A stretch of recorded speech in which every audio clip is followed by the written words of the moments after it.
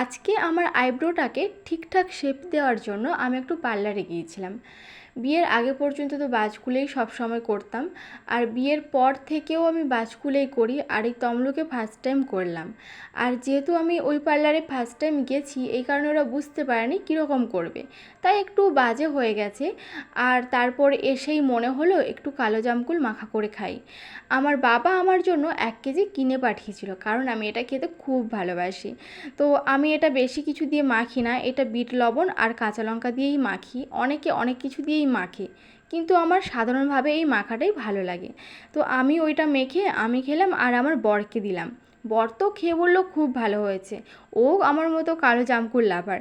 আর তোমরা আমার ভিডিও দেখো আমার চ্যানেলে, কিন্তু কেউ সাবস্ক্রাইব কেন করো না বুঝি না। তো সাবস্ক্রাইব করলে আমার খুব ভালো লাগবে, আর ভিডিও করতেও ইন্টারেস্ট জাগবে। আর তোমরা যদি আমার মতো কালো জামকুল লাভার হও তো অবশ্যই কমেন্ট করো।